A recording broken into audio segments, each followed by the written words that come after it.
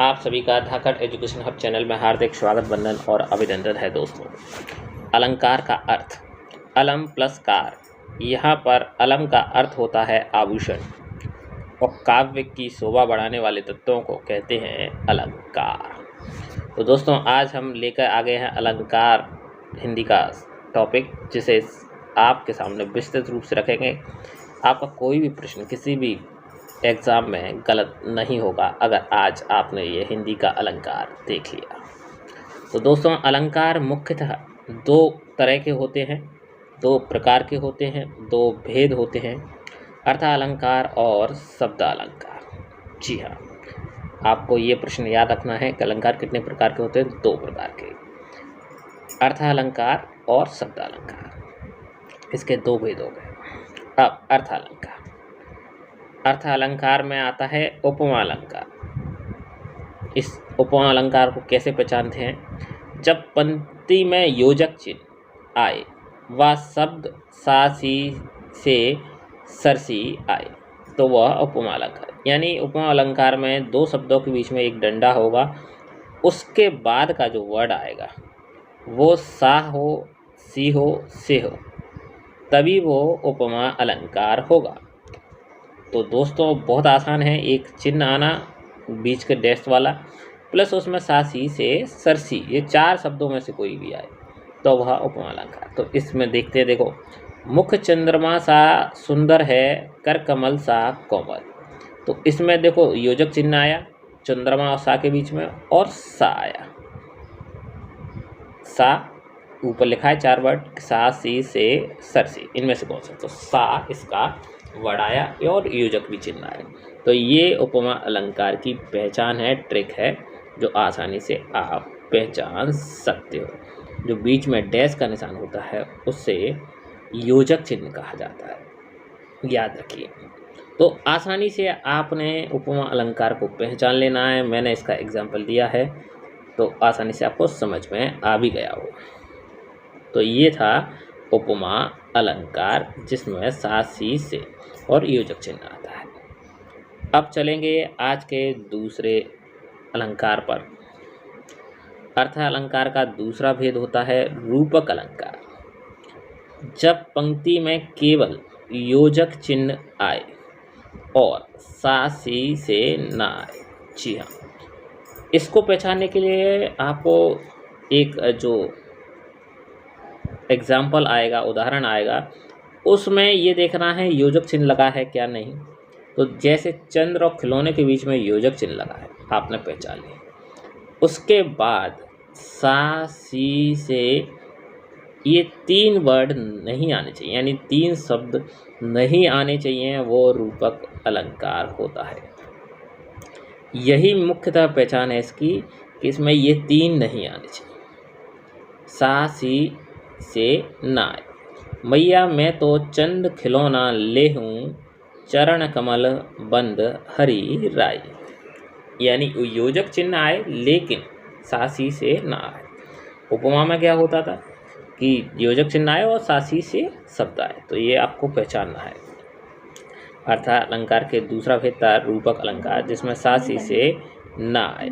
तो ये आप आसानी से पहचान सकते हैं, ये दूसरा ट्रिक है।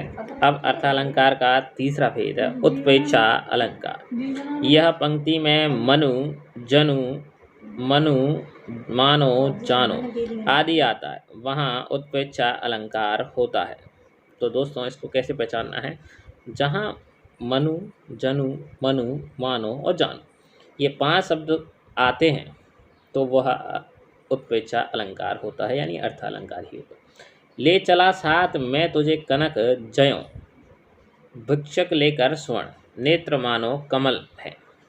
तो जयों मतलब जनु, मैंने कहा था मनु, जनु, मनहु, मानो, जानो। अब मानो आपके सामने आ गया, जयों आपके सामने आ गया, आपने पहचान लिया होगा।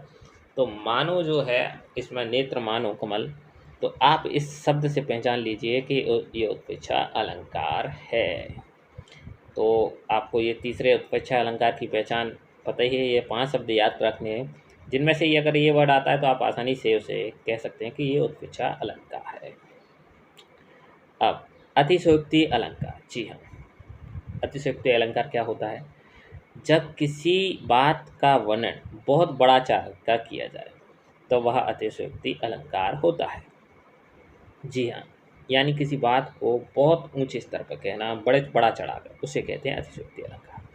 जैसे आगे नदियाँ पड़ी अपार, घोड़ा कैसे उतरे पार, राणा ने सोचा इस पार, जब तक चेतक था उस पार।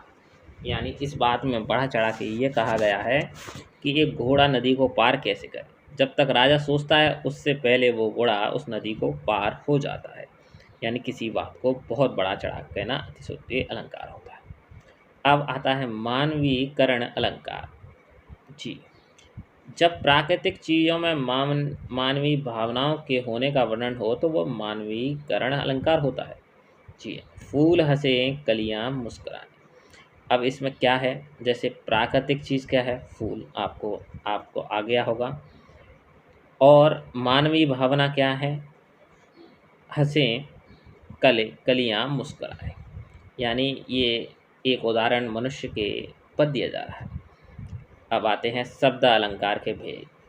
शब्द अलंकार के 3 भेद होते हैं: अनुप्रास अलंकार, यमक अलंकार, शैलेश अलंकार। और अभी तक हमारे चैनल को आपने सब्सक्राइब नहीं किया है तो कर लीजिए दोस्तों। तो शब्द अलंकार के अनुप्रास अलंकार पर चलते हैं। वर्ण बार बार आए तो वह अनुप्रास अलंकार होता है। यानी जो वर्ण शुरुआत में एक जैसे आए वो होता है अनुप्रास अलंकार। चारू चंद की चंचल किरणें खेल रही हैं जल थल में, मधुर मधुर मुस्कान मनोहर मनोज वेश का उजियार। अब देखिए चा कितनी बार आया, आप इसमें देखिए चारू में आया, चंद में आया, चंचल में आया। यानी एक ही वर्ण कई बार आता। अब इसमें मधुर में मधुर आया, मधुर में फिर आया, मुस्कान में आया, मनोहर में आया और मनोज में आया। तो ये हो गया अनुप्रास अलंकार, जिसमें शब्दों का जो वर्ण होता है वो बार बार आता है, वो होता है अनुप्रास अलंकार। अब चलते हैं यमक अलंकार। एक ही शब्द एक से अधिक बार आए और अर्थ अनेक हो तो वो होता है यमक अलंकार। जी हाँ, काली घंटा का घमंड घटा, काली घटा का घमंड घटा। यानी एक शब्द 2 बार आया। आपने देखा घटा 2 बार आया है, बहुत आसानी से आपको समझ में आ रहा हो। तो ये घटा 2 बार आया है, तो यानी और शब्द अर्थ हर बार अलग कर रहा है वो, तो उसका अर्थ है यमक अलंकार। दूसरा उदाहरण, कनक कनक ते 100 गुनी मादकताय अधिकाय, या खाए बैरात नर ना पाए पैराय। तो इसमें कनक कनक में 2 बार कनक आया। यानी एक शब्द है जो एक से अधिक बार आया और बिल्कुल सेम हो, यानी उसमें कुछ भी चेंजेस ना हो, तो वह यमक अलंकार की पहचान होती है। इसे आसानी से हम समझ सकते हैं इन उदाहरणों के माध्यम से। शैलेश अलंकार, एक शब्द के अनेक अर्थ होते हैं। जी हाँ, एक शब्द के कई अर्थ हों वो होता है शैलेश अलंकार।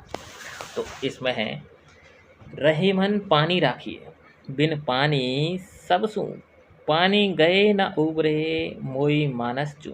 पानी का पहला अर्थ मनुष्य के संदर्भ कि रहमन पानी राखी। इस एक व्यक्ति से कहा जा रहा है कि रहमन एक पानी राखी। जब इसका मतलब विनम्रता से है, रहीम कह रहे हैं कि मनुष्य हमेशा विनम्रता पानी होना चाहिए। पानी का दूसरा अर्थ है कि आभा तेज चमक से है, जिसके बिना मोती का कोई मूल्य नहीं। यानी एक शब्द के अनेक अर्थ हों, इसमें पानी का एक शब्द के कई अर्थ निकल रहे हैं। कुछ जगह वो विनम्र रहने का कह रहा है, कुछ जगह उसका अपना तेज चमक दिखाने का कह रहा है कि बिना मोती कोई मूल्य नहीं होगा। तो दोस्तों, आज का हमारा ये वीडियो अगर आपको पसंद आया हो अलंकार का तो प्लीज़ चैनल को सब्सक्राइब कर